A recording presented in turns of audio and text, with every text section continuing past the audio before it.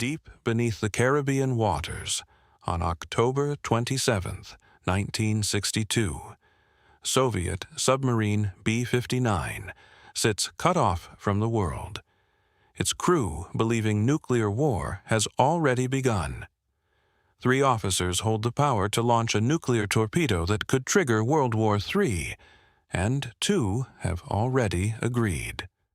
Only one man, Deputy Commander Vasily Arkhipov, stands between humanity and nuclear catastrophe. 3 days into their voyage from the Kola Peninsula, B-59 had been out of contact with Moscow for several days. The diesel-electric submarine, one of 4 Foxtrot-class boats secretly dispatched to Cuba, now found itself hunted by 11 U.S. Navy destroyers and the aircraft carrier USS Randolph in the warm Caribbean waters. The submarine's batteries had run very low, and the air conditioning had failed, causing extreme heat and high levels of carbon dioxide inside the hull. Internal temperatures had climbed past 50 degrees Celsius. Carbon dioxide levels were causing crew members to lose consciousness. The men aboard B-59 were trapped in a steel tomb beneath the waves, their world reduced to suffocating darkness, and the thunderous explosions echoing through the hull. Above them, American destroyers circled. Despite being in international waters, the U.S. Navy started dropping signaling depth charges, explosives intended to force the submarine to surface for identification.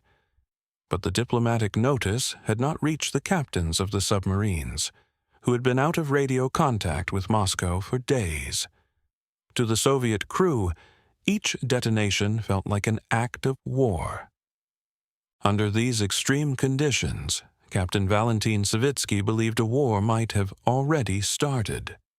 With no communication from Moscow and American explosives rocking the hull, the men aboard B-59 had only one conclusion: the war had begun. Unknown to the American forces above, all 4 Soviet Foxtrot-class submarines in the flotilla were equipped with one special weapon: a torpedo carrying a 15-kiloton nuclear warhead, roughly the power of the bomb dropped on Hiroshima. B-59 carried one of these weapons. As the depth charges continued to rock the submarine, Captain Savitsky ordered the arming of the nuclear torpedo. His target was the USS Randolph, with nearly 3,500 sailors aboard. The torpedo was loaded, armed, and ready to fire. A single weapon that could vaporize an aircraft carrier and trigger the nuclear war both superpowers had spent years trying to avoid. But Soviet naval regulations contained one crucial safeguard. The agreement of the boat's top 3 officers was required before a nuclear weapon could be used. On B-59, by coincidence of staffing, all 3 officers on board had to agree unanimously to authorize launch. Captain Savitsky had given the order. The political officer, Ivan Maslenikov, concurred. 2 signatures secured. Only one man stood between the nuclear torpedo and its target: Deputy Commander Vasily Arkhipov, whose single decision would determine whether humanity survived the night or witnessed the beginning of World War III. Given that Arkhipov held the power to either trigger or prevent nuclear war with just his signature, would you have authorized the launch if you were in his position? Drop your answer in the comments below. Now, let's see how this 34-year-old deputy commander made the most consequential decision in human history. In the suffocating darkness of B-59, with carbon dioxide levels climbing toward lethal and temperatures soaring past 50 degrees Celsius, an argument broke out. Only Arkhipov opposing the launch. Captain Savitsky had already screamed his orders. Maybe the war has already started. We're going to blast them now. We will die, but we will sink them all. We will not disgrace our Navy. The political officer Ivan Maslenikov stood with his captain. 2 signatures secured. The nuclear torpedo sat armed and ready in its tube, its 15-kiloton warhead capable of vaporizing the USS Randolph and her 3,500 sailors in a flash brighter than the sun. But Arkhipov refused to sign. In that moment of clarity, Arkhipov perceived what his captain could not. There was no war. His reasoning was simple and devastating in its logic.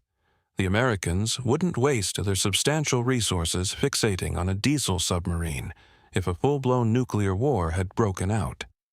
If missiles were already flying between Moscow and Washington, why would 11 destroyers and an aircraft carrier be playing cat and mouse with a single submarine?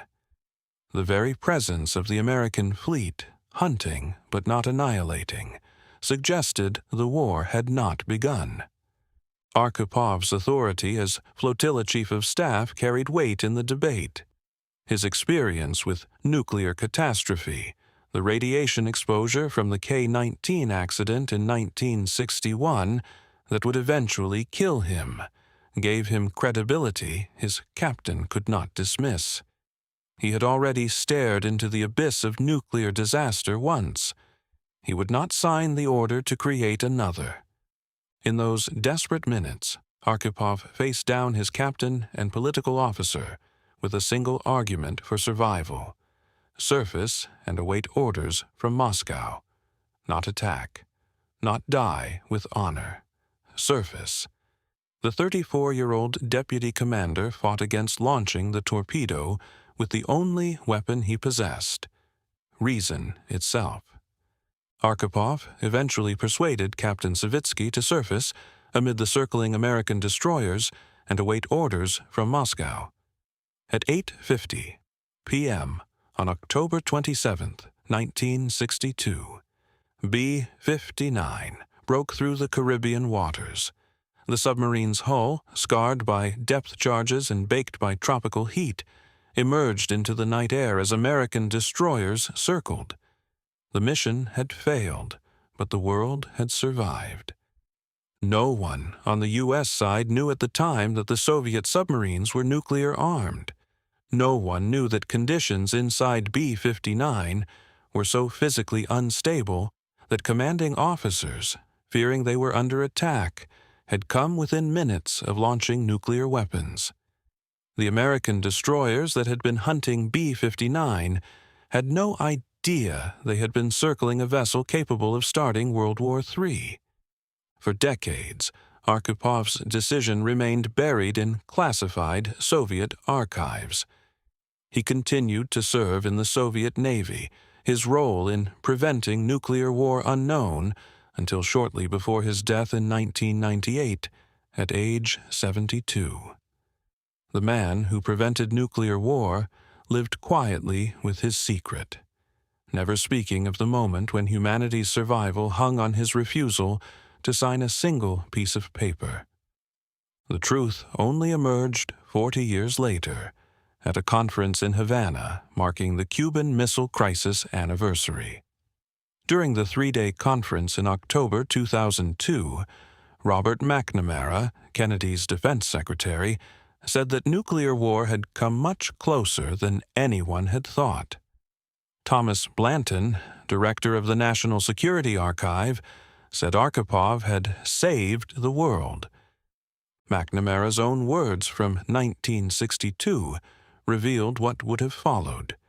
It shall be the policy of this nation to regard any nuclear missile launched from Cuba against any nation in the Western Hemisphere as an attack by the Soviet Union on the United States, requiring a full retaliatory response upon the Soviet Union.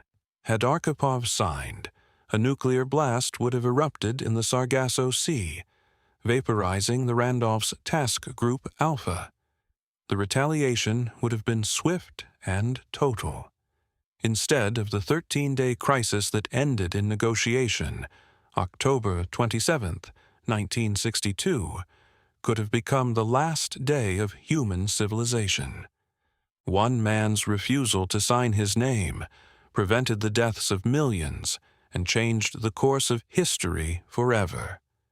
In a world where nuclear weapons remain poised for launch, where submarines still patrol with city-killing warheads, Archipov's decision stands as proof that individual conscience can override institutional momentum, and that a single person's choice, made in darkness and isolation, can alter the fate of the world.